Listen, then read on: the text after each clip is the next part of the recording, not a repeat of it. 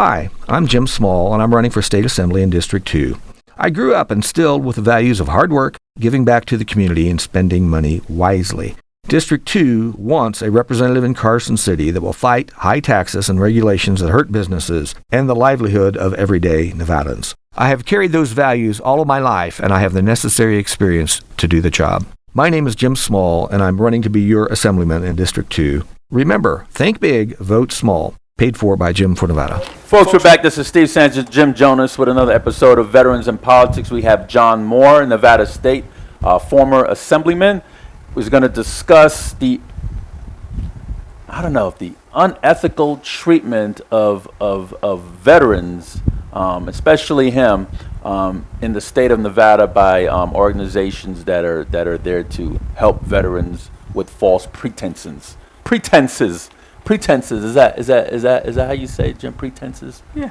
Yeah. Stumbling over my words today. Jim, what's going on? Huh? You got anything? Oh, yeah. Oh, you want me to ask questions now? Yeah, I do. So, it was a while ago. Wait. I'm talking about you. Do you have anything? Yeah. Not for John, because I haven't even get his bio yet. Like I said, I really honestly, about the last 4 or 5 days, I really haven't even been paying attention to the news. I know, which is weird for me, because usually, you know how I love the news. And you can't love it any more than Mike Yepko, though, 'cause he reads it.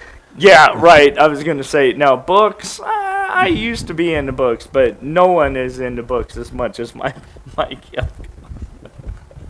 Now, he's a great guy, and he does a lot for Veterans in Politics. He's a part of our organization. He's a really great guy. He's a very intelligent guy, but that's just so the viewers and listeners know he's probably the only person I know, with the exception of today, because I am so tired, but he's probably the only person, with the exception of me, that can out-talk me. Could out-talk you? Yeah, I mean... Wow. But he's an intelligent guy. But no, actually, one of the first questions I wanted to ask former Assemblyman John Let's get his bio first, though. Yeah. John, you want to give a bio? Wow. Well, I was first elected to the Assembly in 2014, where I beat the now current Speaker of the Assembly, Jason Frierson. Mm-hmm.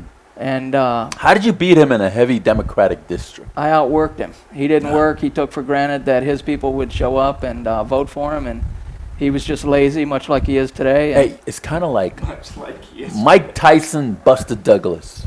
Oh, absolutely. Yeah. Tyson. Good analogy. Tyson took that fight for granted, and look what happened. And same thing with Frierson. You know, he was resting on his what he felt were his accomplishments, which were far and few between, and he got beat. He worked right into my game plan, and that's how I beat him. Yeah. And I served as Vice Chairman of Government Affairs with John Ellison being the chairman of that committee. It was a great experience for me. I was on the Health and Human Services Committee, as well as Elections and Legislative Operations. Okay. And that was quite a session, the 2015 session, as you know. Mm-hmm. A lot of things were going on. A lot of fireworks that session. A lot of fireworks, both inside and outside. Yeah. I mean, it was... Even in the stairwell of the legislative building. Dust up in the stairwell, I think one of the newspapers called it, when Anderson tried to flex his little pinhead arms. And you shut him down. Like the down, ranger you are. Shut him down quick. You know, he came at me the wrong way on something. Yeah. Tell us about your military experience. Well, I first went in the U.S. Army at 2 weeks after I turned 17 in 1981. Mm-hmm. My mother signed for me. Mm-hmm. Went through basic, of course, and then I went to Ranger School, Airborne School, the whole deal. Yeah, my son-in-law used to be a Ranger. Oh, wonderful! He's a good guy. He's smart. He went to the Army, not the Marines. Oh, okay. But no, I served a little time in 1st Ranger Battalion, 3rd Ranger Battalion when they reformed. I was with the Ranger Department, which is the school element of Ranger School, up in the Mountain Phase in Dahlonega, Georgia. Okay. I've been with the 82nd Airborne, 3rd Infantry Division when they were in Germany. You guys go ooh-yah, right? How you guys do it? Ooh-ah. Ooh-ah. Yeah. What the hell is that? It's all this. It's not like ooh-rah, you know. Well, you know, you Marines are used to opening their mouths big. Oh, good thing Jim's between us, man. But let's see where else. Third ID in Germany when they were there is with JSOC, Joint Special Ops Command at Pope Air Force Base, which is Fort Bragg. Okay. And that's about it. I went, got out in first time in late '88, end of '88, and then stayed in, kind of kicking around the reserves and the National Guard, just bouncing back and forth. And then 9/11 happened. It sounds kind of corny, but it's the truth. You know, after watching some of the guys coming back, these kids from Iraq, because Iraq was what was happening at that time, or excuse me, Afghanistan was what was happening at that time. And then we were just getting ready to go into Iraq. You know, they were coming back messed up. No legs, no arms, and, you know, and worse, dead. And it really kind of impacted me thinking that here I am, at that time I was 40 years old. I had a great job. My life was good. But yet I was thinking it's not fair for me to sit on the sidelines and when I still feel that I have something to give back. Yeah. So I went down to the recruiter and said, put me on the first thing, headed to wherever, something, just get me in the fight. And they put me in a unit, the Mississippi National Guard, great group of guys, I have to say. And I was a little skeptical at first, but because I didn't know these guys, you know, and they were guard, you know, that type thing. And there's this thing, and but they were some of the finest soldiers I ever served with. You know, it kind of reminds me. I remember when I just got back from the Gulf in March of '91. Just got back. I had all this leave saved up, so I could have got out early, right? But they put me on leave and pending coming out of the Marine Corps because my time was up, and I was processing out, and I was processing out from when I was in Saudi Arabia, processing out. And time I got back to Garrison, back to Pendleton, you know, the process was moving forward, and then my unit was ordered to go to Somalia. Yes. This is in '91 now, right? Yes. Just got back from the Gulf War, and I was like, you know what? I want to go with my brothers. I want to go to Somalia with them. So I went to my command officer and I said, hey, you know, I just want to stop the process, and I want to go to Somalia with the unit. And he was saying, you know, we can or cannot arrange that because we don't know. You're too far in the process, so go check how far you are in the process. So I checked how far I was in the process, and they said, well, you're so far in the process, you have to come out of the Marine Corps and re-enlist, and then you're not even guaranteed this unit anymore, and you're not even guaranteed Somalia. And I'm like, well, you know, I don't want to throw that coin. Sure. So I decided just to get out. But I understand what you're saying. Absolutely. You know, and if I did go to Somalia, my life probably would have been different. Sure. No, absolutely. You know, in fact, I even re-enlisted while I was in Iraq. I re-enlisted for 6 years.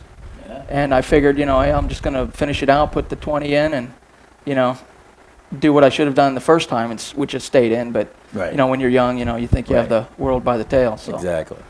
And are you a disabled vet? Yes. Okay. What's your rating? 70%. Okay. You're pretty there. So why are you here, John? Why is John here, Jim? Oh, yeah, okay. I'm like, huh? What? Oh, yeah. Sorry. Like you said, I haven't had much sleep, so I apologize for that. Sleep. What do they call that? Sleep deprivation. Yes. Yeah. Sleep apnea. Well, I think I have that too. Well, Steve, you do too. I have sleep apnea.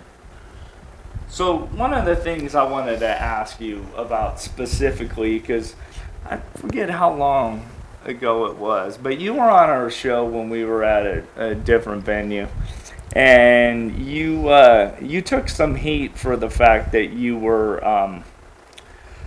that you changed political parties. And one of the comments that you made, you got scrutinized pretty bad by one of our former co-hosts. But actually, I I actually liked what you had to say because I think it's something that's so true. And it's one of the things that we speak about all the time here at Veterans in Politics. And it was about the fact that you had switched political parties. And one of the comments that you made that I really truly agreed with was one of the reasons why you were criticized is because you changed political parties. And what you said to the co-host, I think, was very true. You said, well, it's the voter's job to educate themselves. And a lot of people would not have made that comment, and I think that's a true statement. So why exactly did you make that comment? Why do you feel that way? Well, referring back to that conversation at that time, I think that it was trying to be implied that I was somehow, that I deceived the voters in my district, and that was, everyone in my district knew what was going on because I made a point to let everyone know. And it was highly publicized, the fact that after the session in 2015, and in the upcoming my re-election cycle got going, that I switched over to the Libertarian Party at that time because that was the only, what I felt was a viable third-party organization that you could actually have a go at it. You know, and I had worked it out with all the powers that be. And that was ballsy to do, by the way. Well, thank you. I mean, it was, I was really reluctant to do that because, you know, I know the political ramifications of that because I'm a pretty conservative guy, meaning conservative in the political sense of things. So I realized my values and views don't fit 100% with the Libertarian Party, and I made that very clear to the national chairman, everyone. Hey, you know, we're going to disagree on a lot of issues, a lot of things, because I'm me, and my values are not going to change for any political party. Yeah, and I say that to the conservative, to Republicans as well. You know, if I don't agree with certain things, I'll speak up and say I don't agree. That's just, I think, how it should be. And I'm not a big fan of political parties anyway. They're just big clubs, in my view. You know, everyone has an agenda. I get it, and everyone's agenda is the right agenda, and you're wrong. The other parties are wrong, and so. But getting back to your question, you know, I made it clear what I was doing. It was a protest, and I wanted to also be a part of hopefully building a third-party party into something that could actually be effective in our state, which is they're not and probably never will be. They're just not organized enough. Yeah. And you know, and I felt that when she was trying to imply that I was purposely deceiving someone or our vote, I'm like, no, it's the voter's job, just as it is my job as a voter, to educate myself about the candidate. I read it before I vote on anybody, on any candidate in my private life. I read everything I can about them. I ask questions. I ask my friends. I ask the candidate when I get the chance. Questions that I have, because that's part of educating myself as a voter. The thing that really upsets me a great deal is uneducated voters just going to the polls and voting for a straight ticket or a party like sheep because they're told to vote that way. Have a mind of your own, folks. Ask questions. Educate yourself, because I'd be the first to admit, I don't vote a straight ticket. Sometimes I vote for Democrats, sometimes I vote for Republicans, sometimes I vote third party. Best person for the job. Exactly. Sometimes I vote none of the above. Because I'm for the person. I care less about their party. I really don't look at that too much. You know, yeah, I look at it, but if I want to know what their views are. If we agree on more than we disagree, then hey, you might get my support. And that's the way I look at things. Yeah. But I do support by and large, mostly Republican candidates, because that's just simply where my views and my values happen to fall. But doesn't mean you're guaranteed to get my support or my vote. Yeah. Like there's, in CD3, I've been asked to endorse in that race. And I'm not going to do it because none of the candidates down there, in my view, are in line with my thinking, and they're just not. I know one of them personally, and the other one is just in my view, someone propped up by a family member wanting to be somebody that's, you know, a hanger-on. So I'm not voting. I'm not endorsing in that race at all. So I hope that answered your questions. But that's kind of my, in what I was thinking at that time. Yeah. So. Okay. And then also another thing you wanted to talk about before I have Steve start. Grilling him. Right. People taking advantage of veterans. What did you mean by that? Well, you know, well, as Steve knows, I'm involved in a lawsuit that that's now been going on for 3 years, involving a group of people, individuals, that portray one thing to the public. Yeah. Oh, we're this great veterans group, we support veterans and blah, blah, blah. But in reality, behind the scenes, all they are is for themselves, trying to enrich themselves, whether monetarily or social standing or whatever. Talking about Homes for Vets. Homes for Heroes. Homes for Heroes, and yeah. The group of people that were involved in my dealings. Yeah. I don't know who's involved with that currently, as far as, I don't know but... I know what you're talking about. I remember when Homes for Heroes first approached me and wanted a number of veterans. And I gave them probably about 7, 8 different veterans. And they chose you. They invited you down to the house that they're actually going to gift away. And they had a whole camera crew there, and you didn't know that you were going to get the house. You thought that you were helping another vet get the house, was because they didn't want nobody to know. Right. And then when you got there, they said that the house is yours. You got the house, and hooray, hooray, congratulations all around, and take it from there. Yeah, I mean, and that goes right to the very heart of what we're discussing right now. Is I was approached by them, and you were approached first. I later found out, and you provided a bunch of veterans' names and folks to them because they had asked you to, because you're a great veteran supporter and you are a veteran yourself, so you're connected in the veteran community. Right. So naturally, you would be the go-to guy to suggest other veterans. So, and my name was also in that group. And many of the other ones I also have spoke to since about their involvement with this case. So I have a good understanding of what was told to them, and many of them will testify in my trial, I'm sure. Yes. But so I received a text message one evening. I was working at the time, and still do. I perform marriage ceremonies, and I haven't done any for quite a while. But coronavirus. But and I received a text message from someone I had no idea saying, "Hey, call me. I'm so and so.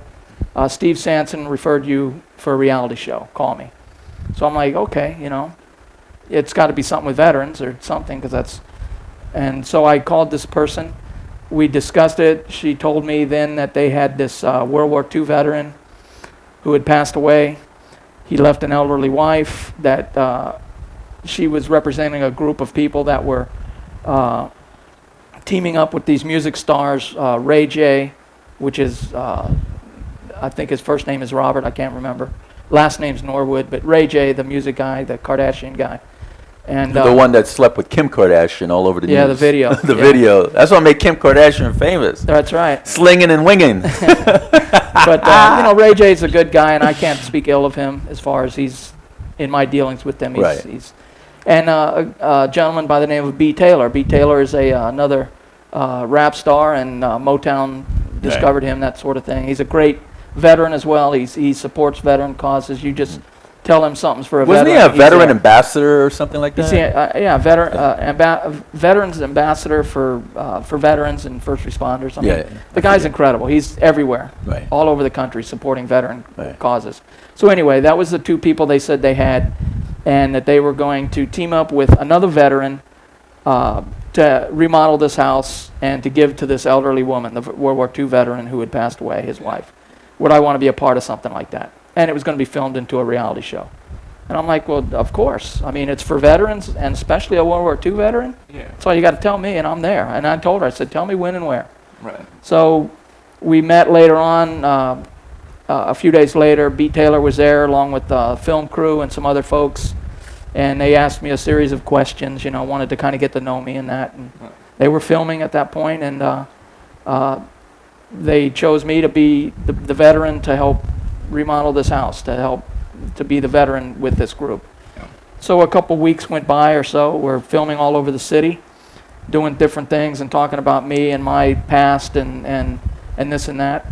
And on the final day of filming, it was a Saturday, April, I don't know, 15th maybe. I'm not sure of that date, but it was in April, I believe.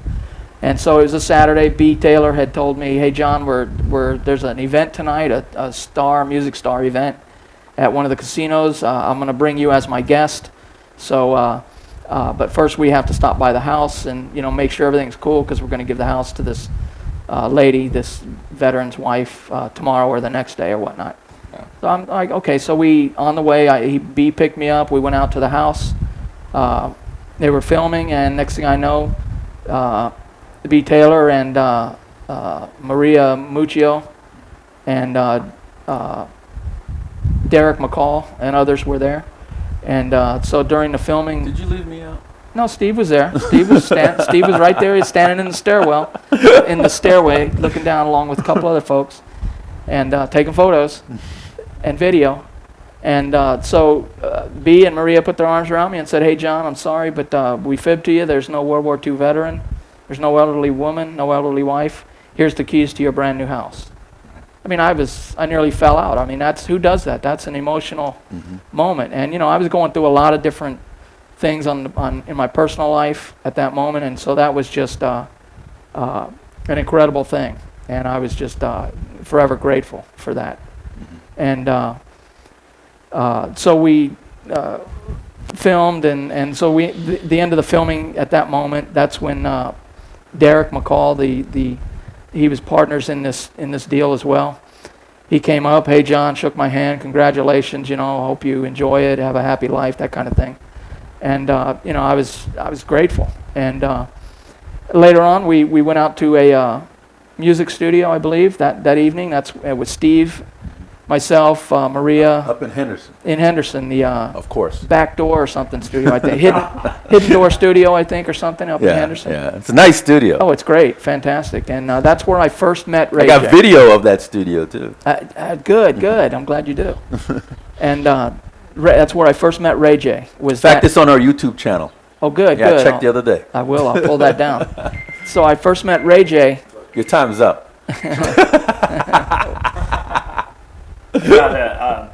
Obviously, we have an issue with the AC right now. So there's a specific time I set an alarm because there's a time frame that I have to call on the AC. I got you. Sorry about that. No. But I first met Ray J at that moment. Yeah. And Ray J, he was very pleasant to me. "Hey, congratulations," he says to me, with getting Seems like a nice guy. Yeah, and and I can't, even with what's going on now with the lawsuit, I didn't name Ray J in the lawsuit because, one, I didn't feel that he was used just like anybody else. No, you just threw this lawsuit. Now, what's this lawsuit for? That's right. That's right. Okay. Oh, 1 minute you're at the studio, now next minute he's in the lawsuit. What happened? Yeah, that's what I'd like to know. So it's what transpired. So this was April-May time frame of 2017, I believe, and so things are going along. I moved into the house, and everything was I was just the happiest guy in the world. And who wouldn't be happy? Exactly. I mean, I was counting my lucky stars every day. With scot-free, no mortgage for the rest of your life. That's a happy moment, huh, Jeff? Being given a home. I mean, I was roof over your head forever. Yes, I was so fortunate that I was given this home, and yes. that I was chosen. And Did it have a garage? 2-car garage. What nice a 2-car backyard. garage? You have a backyard? Yes. And a backyard. And I didn't ask for this. Was there a grill back there? There is. It's a very nice brick grill, and which I use quite a bit, especially in the summertime. I love to barbecue it, so I'm out there all the time. He's not even black, Jim. Man. But so I went out to the Maria Miuccio's Allstate office because that's where. Who's she, by the way? She's the person that orchestrated this whole thing. Okay. Along with her partner Derek McCall. And so Ray J asked me. In fact, a couple days later, we were back at the studio, And Ray J asked me if I'd gotten the keys yet to the house, and I said, no, I haven't. And he was kind of upset. He was like, no, we got to make this right. Maria, you got to get him his keys and, get this thing moving. And so I arranged to come out to Maria's office. She called me or whatever, texted me, come out. So I went out there thinking, hey, I'm going to get the keys and we're going to start the title process because I was given the house. Right. But I need the title because if you give me something, I need Ownership. I need ownership. I mean, it puts me in a bad way, not in a lot of different And plus, reasons. plus it's protection for you, so somebody can't just boot you out anytime they want. Exactly, and that leads me to the lawsuit. So Maria then decided, or someone, her and Derek, decided that they were going to not give me the title at that moment, but that they wanted to wait until 1 year, because her explanation was that they wanted to have guaranteed access to the house and to me in case they needed to refilm anything for this show. And I was Sounds like a poor excuse. You could do that with a contract on the side. exactly, I was, and in retrospect, that is absolutely correct. But I was very happy that I had been given the house, and up to that point, I didn't have any reason to doubt Maria or Derek, that they were true to their word. I mean, they'd given me a house. It's on film. It's, there's no disputing that. That's a proven fact, admitted fact by them. And so I trusted them. So about 3 months before the year was up, Maria calls me and says, "Hey, John, we're going to sell the house. You got 3 months to pack up and move." I'm like, huh? I'm like, no, that's not going to happen. How could they sell something that was gifted? And that was my thoughts immediately. So I got on the phone and started phoning some folks, and I think Steve was one of them, and B. Taylor was another, and of course, my best advice I got from most everyone I spoke to, among others, go see an attorney. So I went down next day or two and saw an attorney. We drafted a complaint. I put a lien on the house, a Liz pendants, so that they couldn't sell it because that's what they would do, just because that's how these people operate. Right. Sneaky, the backstabbing. And so I put I fixed it where they couldn't sell the house, and filed the lawsuit. So now we've been litigating this back and forth, motion after motion. In fact, they filed the same motion 3 times. All 3 times that they've been denied. You should call them vexatious and get sanctions on them. I'll have to talk to my attorney. I need to talk to him anyway and find out what. Yeah. So now You want to mention your attorney's name? Craig Mueller is my attorney, and Craig I'll say Craig has been great. He's done this in a large part pro bono, or he's put off his fees. He's been paid a little, but not nearly what I feel he's worth. But that's between he and I. Right. And he'll be compensated very handsomely, trust me, when we win this case. I will, if I have to, I'll take a loan out on the house to pay him. You know what I mean? I want to make sure Craig is fairly taken care of, because he's done a lot for me in this case. Yeah, I'm grateful to him. Yeah.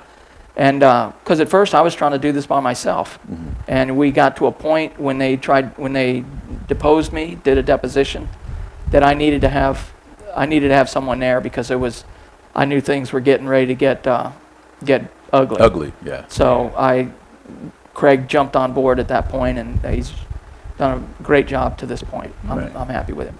But so that's where we're at. 3 years now down the road, where my case is.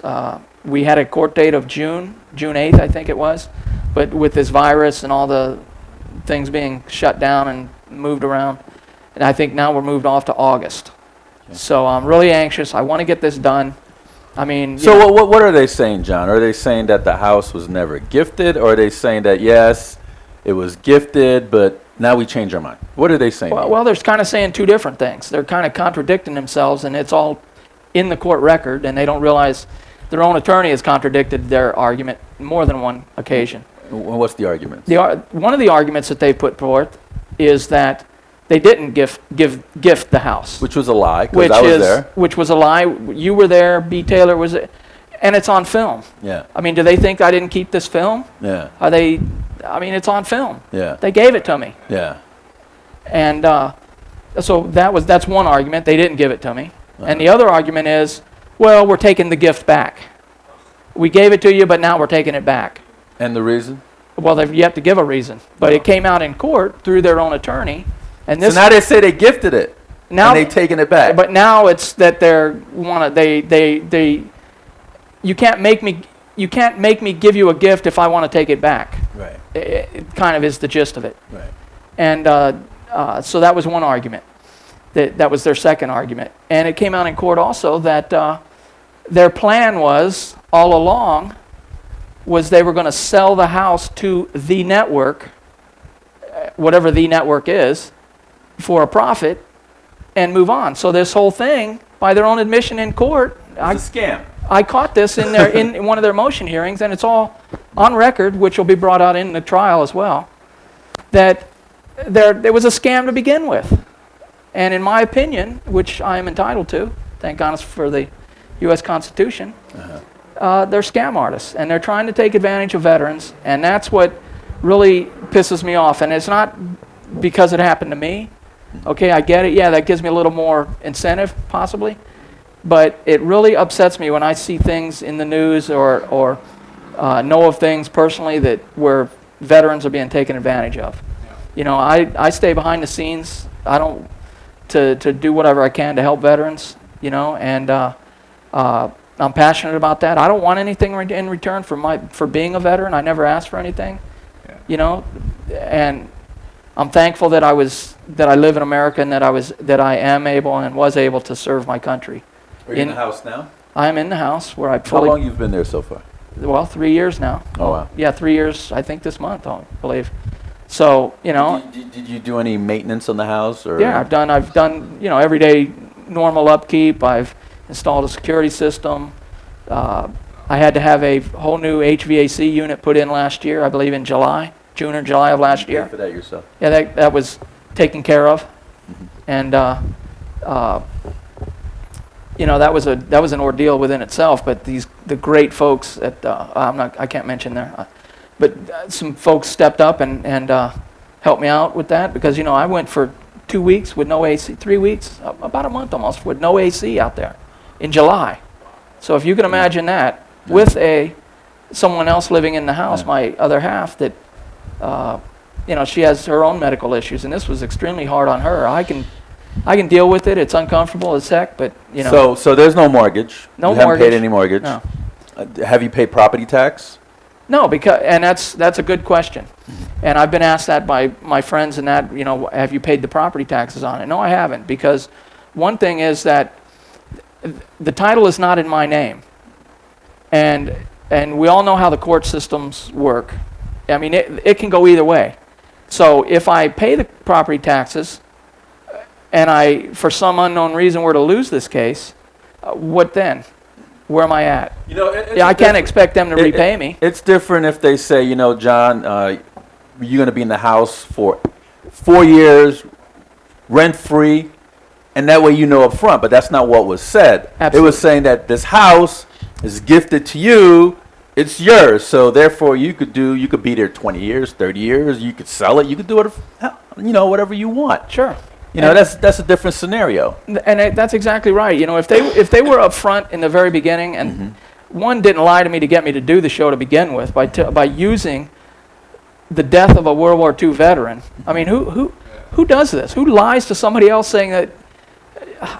That's despicable. Yeah. And so if they hadn't have lied to me and misled me to get involved in that project, if they'd have just said, hey, look, we have a house, we're going to pick a veteran who we think is worthy, we're going to let them live in it, you know, like you just suggested, for X amount of time, or we're going to whatever, you know, maybe I would have gotten involved, maybe I wouldn't have, I don't know. But the fact that they said it's for a World War II veteran who had died and left an elderly wife, I mean, come on, man. Yeah. I'm a combat veteran. These are the guys that made it possible for me and everyone after them to serve, right. You know, and other veterans as well. Not, you know, they're the greatest generation, as they're called. So what are you going to do moving forward now? So moving forward, we're going to trial, hopefully in August. I think that's, you know, the calendar call is end of July, in 2 months. So that usually means that the trial will be set a month from that point, right. Give or take. And so I'm looking forward to going to trial on this and prevailing. You know, You want to mention who the judge is on this case or no? I don't want to put that person under any Scrutiny? scrutiny. I mean, and Okay. I will say, you know, I have, I know that judges have a very difficult job in what they do. And I will say that I've been to every motion hearing because obviously they haven't even bothered to show up to some of their own motion hearings. And one of them can't even keep an attorney. The attorney, he's had 2 attorneys now that keep quitting on him. Wow. So he's got issues. Any final words?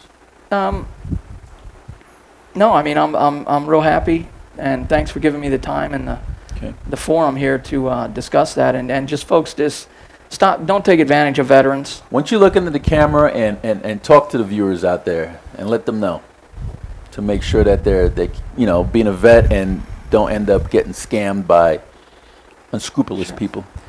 Well, I just say that do your before I ever get involved in anything again, as far as like this, I'll do a little more research on who these people are. But I would ask you to make sure you research these organizations that are out there claiming to do all these great things for veterans, because some of them do. You know, Veterans Village and others, and Steve Sanson's organization, Veterans in Politics, they do a tremendous amount of great things for veterans in our community here in Las Vegas and throughout Nevada.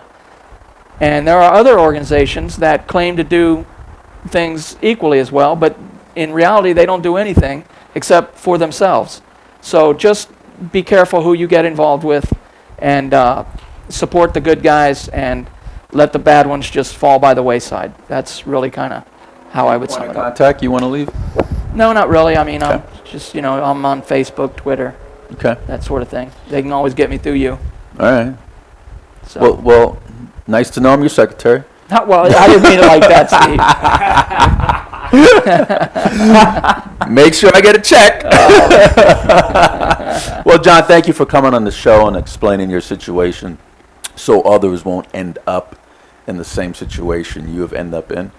And we really appreciate it. Folks, that's former State Assemblyman John Moore talking about how different organizations out there take advantage of veterans and mislead them, and want to make sure that everybody do their due diligence, and so it won't happen to them and they won't end up in a legal battle because of what was promised and was not delivered. This is Steve Sanson, Jim Jonas for Veterans in Politics. Until next time.